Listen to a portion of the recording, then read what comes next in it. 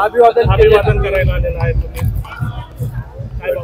घटनेचे शिल्पकार महापुरुष डॉक्टर बाबासाहेब आंबेडकर यांना अभिवादन करण्याकरता या ठिकाणी आपण आलेलो आहोत।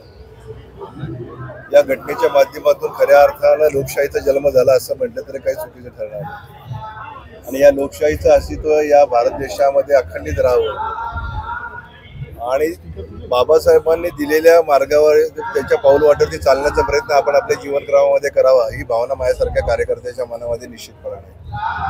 डॉक्टर बाबासाहेब आंबेडकरांनी आपल्या जीवनक्रमामध्ये 3 सूत्रे समाजाला दिली,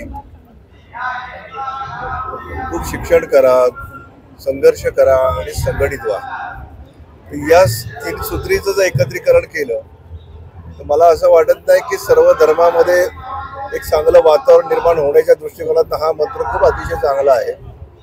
डॉक्टर बाबासाहेब आंबेडकरांनी सर्व जाती धर्माच्या लोकांना बरोबर घेऊन जाण्याचं काम घटनेच्या माध्यमातून निश्चितपणे केलेलं आहे, परंतु सध्याच्या परिस्थितीमध्ये या घटनेचा आदर राखण्याचं काम आपण करतो की नाही असं देखील मला या ठिकाणी नमूद करायचं वाटतं। संविधानाच्या माध्यमातून संविधानाचं वाचन हे प्रत्येकाने आपल्या जीवनक्रमामध्ये करायला पाहिजे आणि त्या वाचनाच्या माध्यमातून आपल्या जीवनक्रमाची वाटचाल त्यांनी करायला पाहिजे असं मला निश्चितपणे या ठिकाणी वाटतं।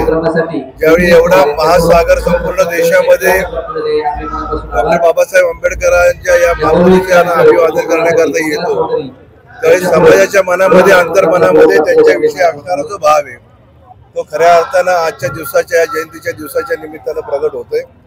मी मनापासून या ठिकाणी राष्ट्रवादी काँग्रेस पक्षाच्या वतीनं, शहराच्या वतीनं आणि आदरणीय अजितदादांच्या वतीनं मी डॉक्टर बाबासाहेब आंबेडकरांना मनापासून अभिवादन करतो आणि त्यांनी शिकवण दिलेल्या पाऊलवाटेवरती चालण्याचा प्रयत्न करतो एवढंच या निमित्ताने मी सांगतो। धन्यवाद।